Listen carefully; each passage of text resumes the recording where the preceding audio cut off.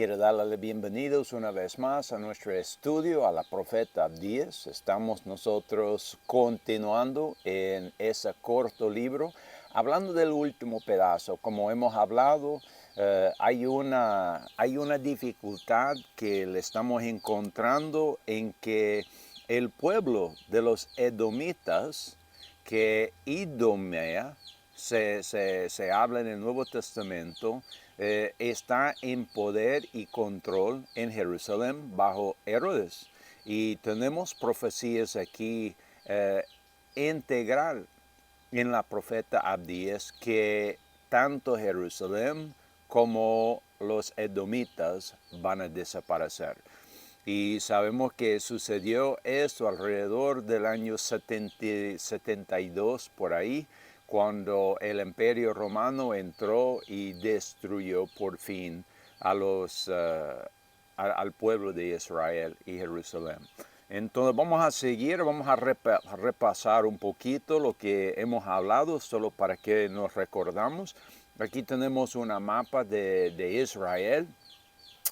Tenemos el amarillo abajo, los edomitas. Sabemos que en el pequeño mapa que está dentro de ese mapa hay una parte rojo más fuerte. Este era todo el territorio de los edomitas, pero por el tiempo se redució solo en lo rojo más oscuro en aquel mapa.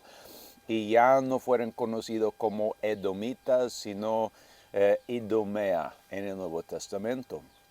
Y el morado los moabitas, el anaranjado los amonitas, y así el pueblo como estaba aproximadamente en el tiempo de Jesús. Tenemos en el centro del mapa grande Jerusalén, ahí estamos enfocando.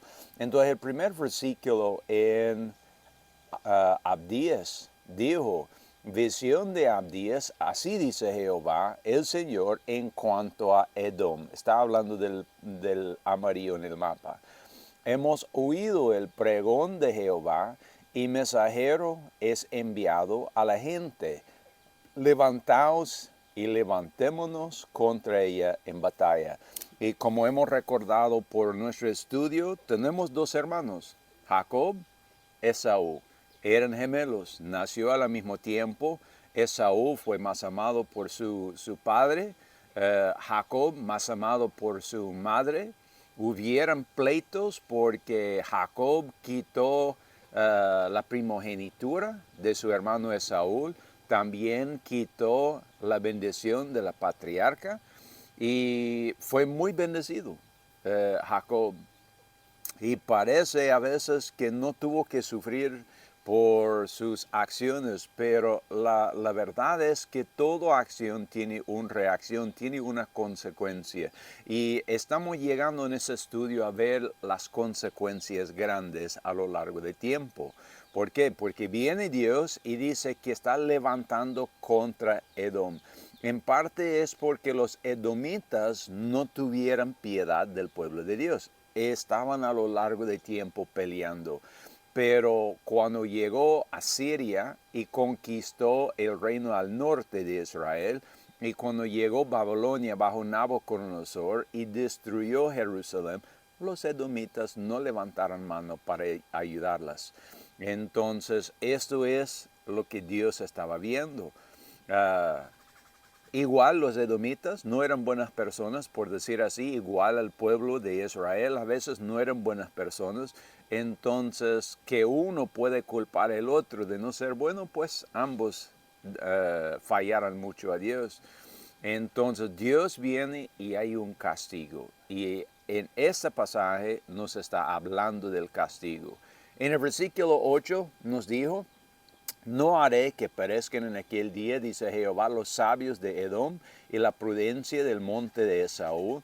Y así como podemos recordar, había hombres sabios entre los edomitas.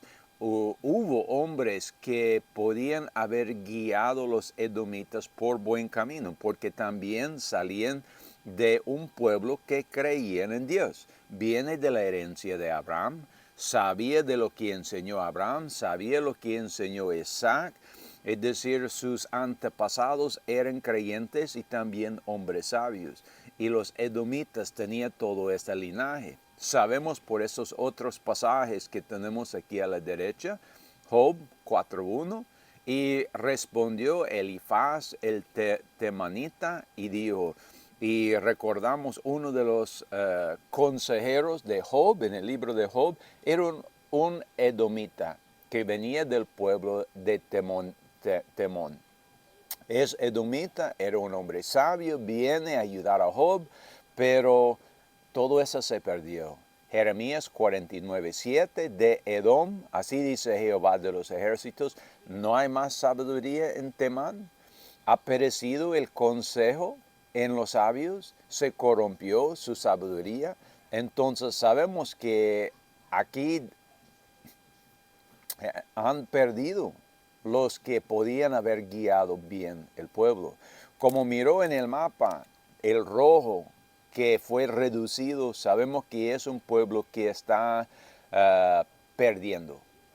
Pero en nuestro punto, en el tiempo del nacimiento de Jesús, el pueblo de Judá, Benjamín y cualquier otro de los tribus que todavía vivía en Jerusalén en ese tiempo, están incorporando en un solo pueblo con los edomitas. Está llegando a ser uno. Sabemos en San Lucas 13:32, está hablando de Herodes. Sabemos que él está en poder en el tiempo de Jesús. Dice, y él les dijo, id y decid a aquellas horas, he aquí, echa fuera demonios y hago sanidades hoy y mañana y al tercer día será consumada. Está hablando de Herodes y Jesús está hablando de su muerto en la cruz. Porque, bueno, sabemos bien que llegó los magos, los reyes magos, habló y advirtió que el rey de los judíos estaba siendo nacido en Belén. Ya lo sabía el pueblo, ya lo sabían los líderes. ¿Dónde está la sabiduría para ir y aceptar el Mesías, aceptar el rey y establecerlo como primogénito en el pueblo? Ninguno. Más bien, ¿qué hizo Herodes? Mandó su ejército y trató de matar a todos los niños donde podía haber estado Jesús. Entonces se perdió la sabiduría y es lo que nos está hablando. Seguimos en versículo 4 nos dijo, aunque te remontarás como el águila, aunque entre las estrellas pusieren tu nido, de ahí te derribará, dice Jehová. Entonces Dios estaba hablando algo que a veces es difícil ver. Pero sabemos que Herodes, su familia, salió de Edom, se metió en el gobierno tanto de Israel, pero más importante en Roma. Entonces, como podemos ver en San Lucas 23:12, en aquel mismo día, Pilato y Herodes, entre ellos se hicieron amigos porque antes estaban enemistados entre sí. Había amistad entre los líderes de Jerusalén, también los líderes de Roma. Entonces, Herodes, como podemos ver en el árbol familiar aquí a la derecha, Herodes el Grande es el que intentó matar a Jesús cuando fue un bebé. De ahí va toda su descendencia.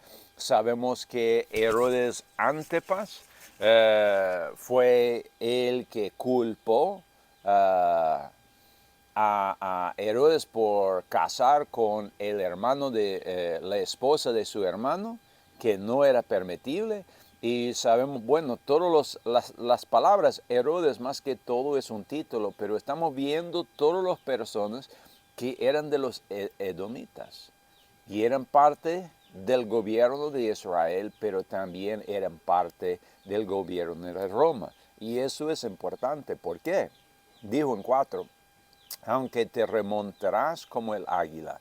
Entonces Roma usaba mucho el águila como su símbolo cuando estaba en sus conquistas, cuando estaba en sus guerras, tenía un bastón con un águila encima. Podemos ver el símbolo ahí sobre el estatua, que es el símbolo del gobierno de Roma, el águila.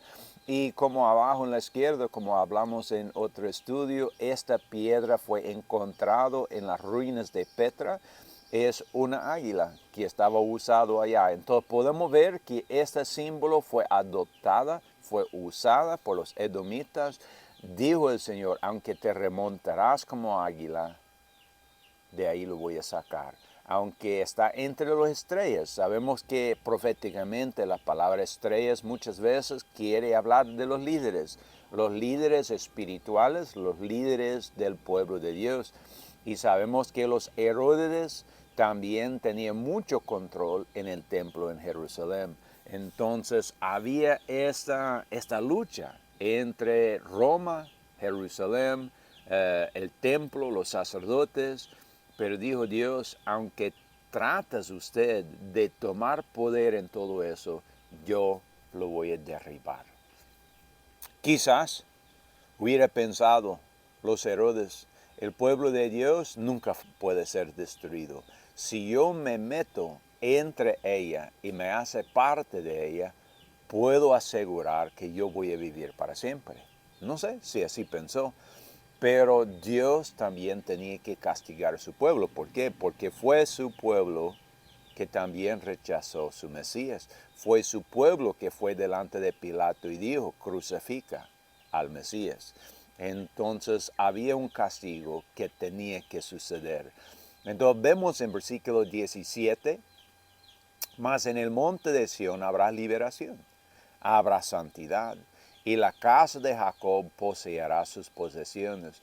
Entonces dice aquí la palabra que en Israel iba a venir salvación, pues sabemos que Jesús nació de José y María, creció ahí en Jerusalén, habló entre el pueblo, 3 años y fracción, hablando, predicando, antes de ser crucificado. Y como vemos en San Juan 14:6, Jesús les dijo, yo soy el camino, la verdad y la vida. Nadie viene al Padre sino por mí. Esto es importante porque el enfoque está en Sión, habrá liberación. Y esto es Jesús. Quizás no fue la liberación que esperaban muchos de ellos, porque sabemos bien, los discípulos aún esperaban un rey carnal, no un rey espiritual. Y fue sorprendente para ellos cuando Jesús estaba crucificado. Aún sabemos en el libro de Hechos, se guardó los discípulos en un cuarto por un tiempo con miedo de qué iba a pasar. ¿Por qué? Porque todo parecía al revés de lo que ellos esperaban. Esperaban un Mesías rey como David, que iba a venir como un león y conquistar todos sus enemigos. Pero no sucedió así. Vino como un rey. Y sabemos que venció su mayor amigo, que es el diablo y la muerte, y dio oportunidad para su pueblo por donde sea que vive, por donde sea que está, que alcanza la salvación. Pero no es la salvación que ellos le esperaban. Entonces, ¿qué pasó? Pues, versículo 18, y la casa de Jacob será fuego, y la casa de José será llama, y la casa de Saúl estopa, y los quemarán y los consumirán, y ni aun uno quedará de la casa de Saúl, porque Jehová lo habló. Sabemos bien que cuando tomamos, como dice en Proverbios 6:27, tomará el hombre fuego en su seno sin que su vestidura se quema. Hay un peligro. Cuando empezó los edomitas a incorporar entre los israelitas, pues cuando ellos iban a ser castigados, los edomitas también tenían que aguantar. Entonces, como nos habla aquí, Esaú llegó a ser como paja, como estopa. Cuando vino Roma y conquistó Jerusalén y lo destruyó, obviamente todos los que estaban allá tenían que ser conquistados igual. También sabemos que algunos de los judíos, según la promesa, según la profecía que dijo Jesús, dijo él, cuando tú veas que tus enemigos se rodean, huyen ustedes.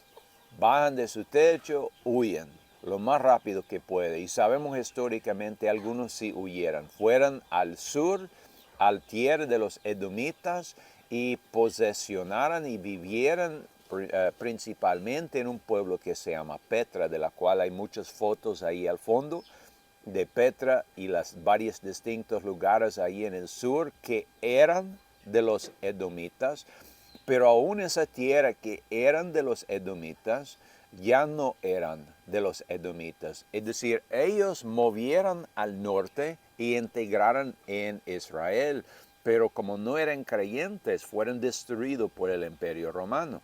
Algunos de los israelitas que escaparon fueron, podemos ver en la mapa aquí en el centro arriba, los flechas rojos, podemos ver que que va al sur, ahí puede ver Petra. Entonces, podemos ver a la derecha de este punto en Petra, hay un tribu que se llama Nebatu. Los Nebatus pasó y posesionó de la tierra de los edomitas. Entonces, cuando los creyentes se fueron para el sur, algunos, y ocuparon en Petra, fueron recibidos por los tribus Nebatu. Y los edomitas se perdieron en la ciudad.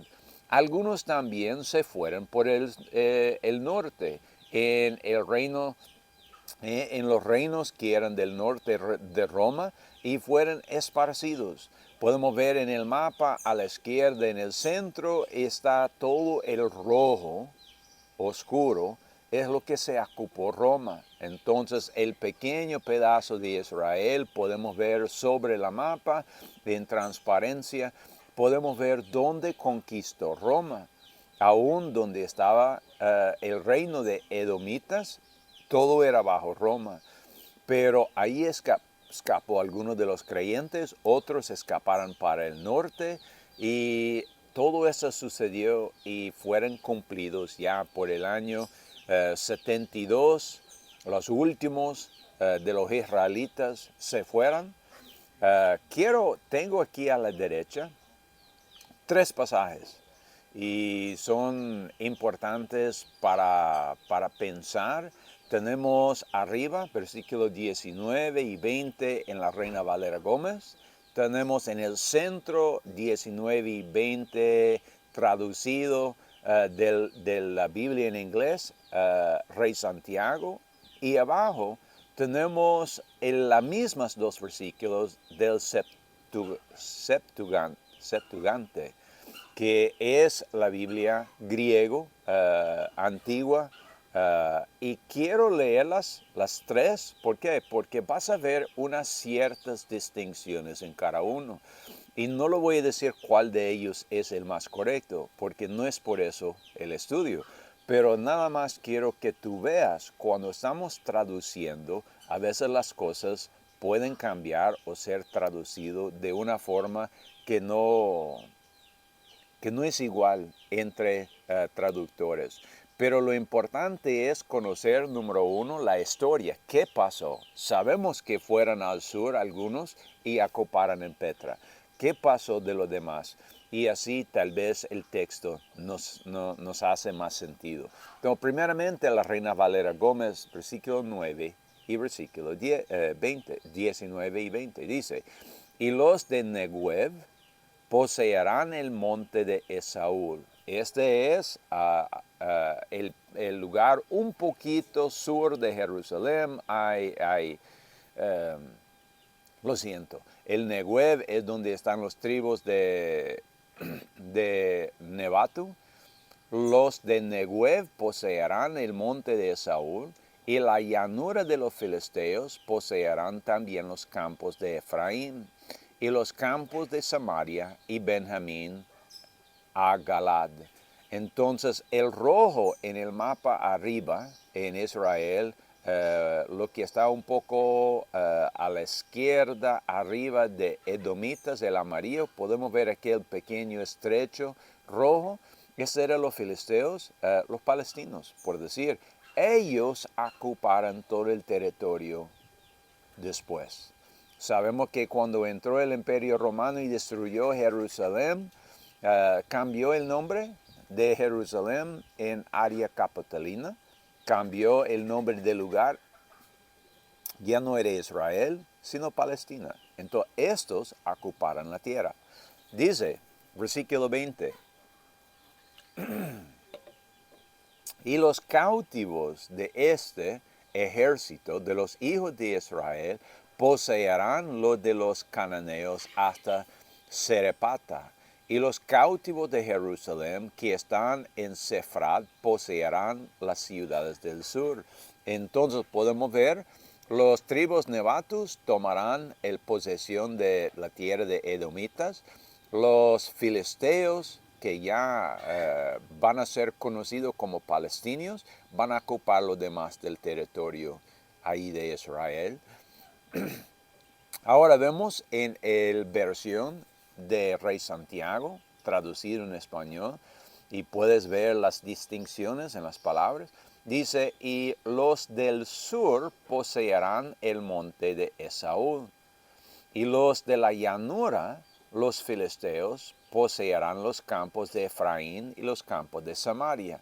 Benjamín poseerá Galad, y la cautividad de este ejército de los hijos de Israel poseerá a los cananeos hasta Serepata, y el cautiverio de Jerusalén que está en Sefarad poseerá las ciudades del sur.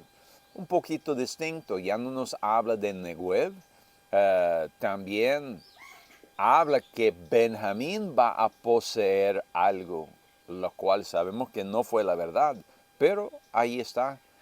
Sabemos lo que se leó en el Reina Valera, un poco mejor decir, porque dice que los filisteos poseerán también los campos de Efraín, los campos de Samaria y Benjamín a Galad.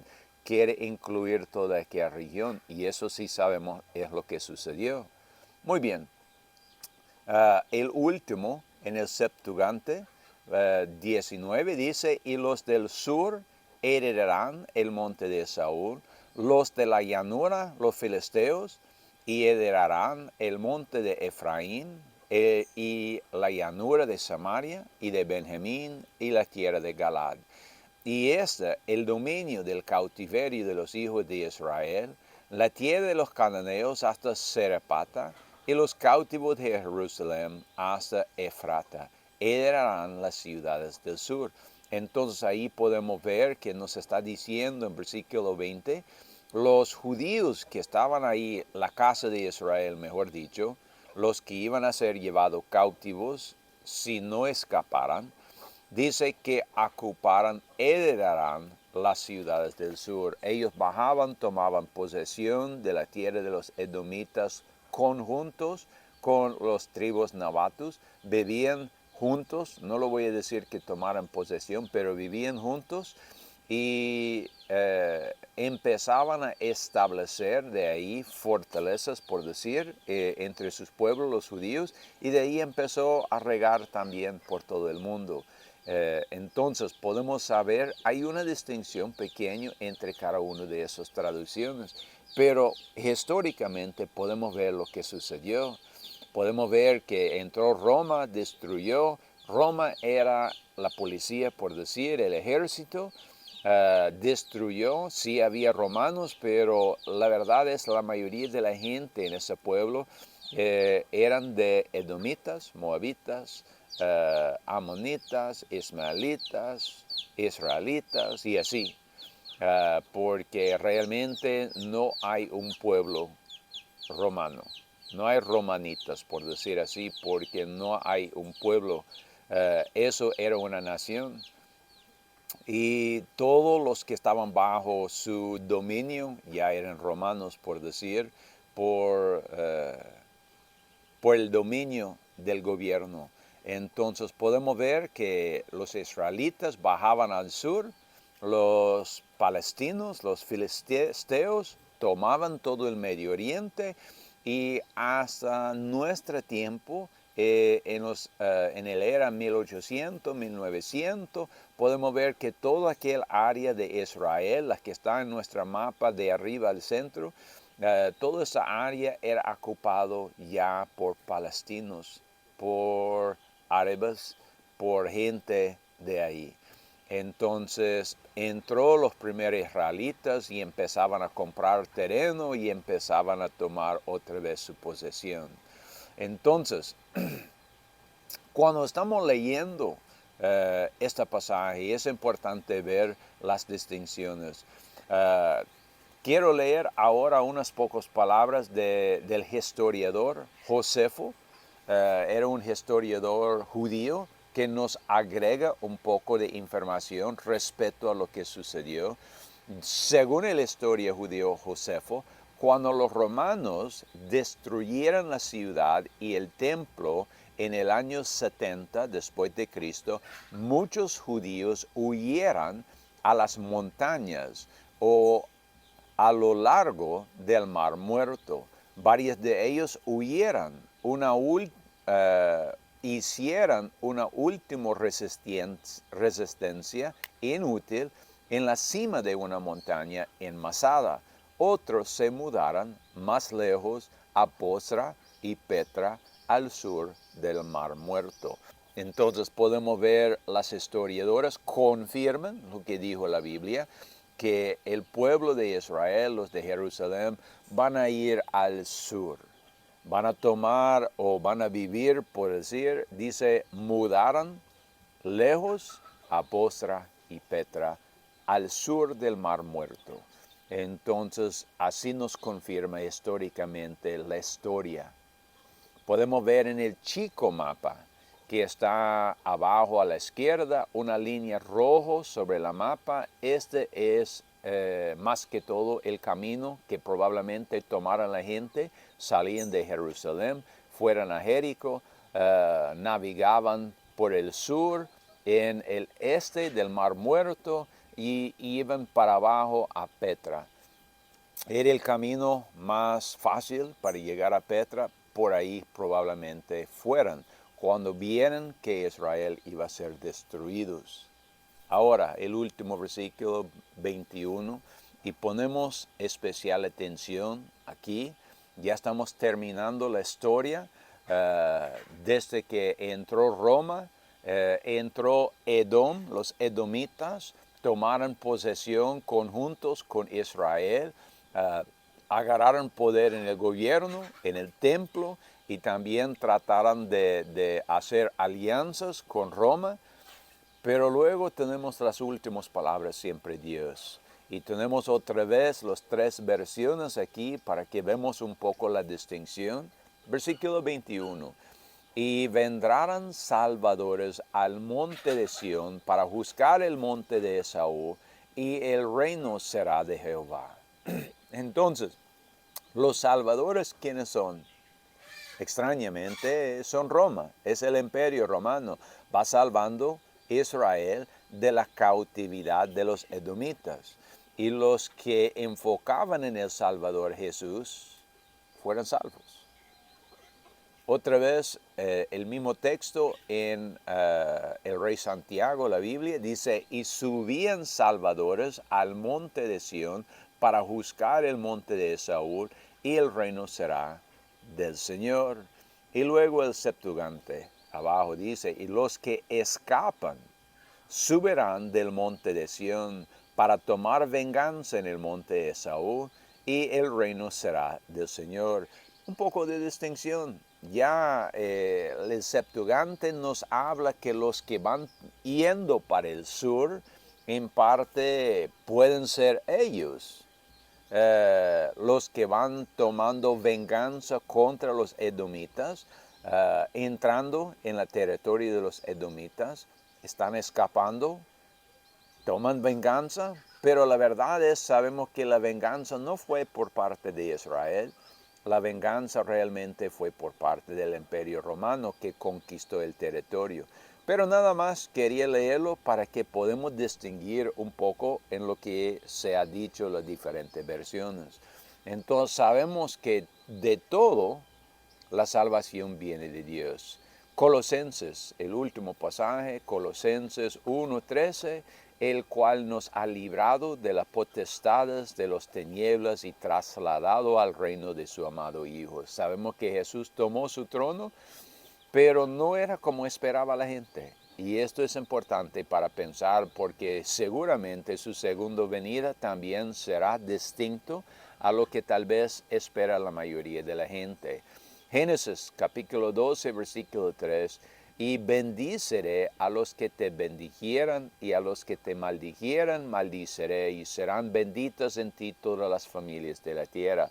Dos promesas aquí: los edomitas maldicieran a los israelitas, tomaban parte con Herodes en el muerto del Mesías, pues dijo Dios, hay un pago y Dios va a hacerlo, y lo hizo con el Imperio Romano.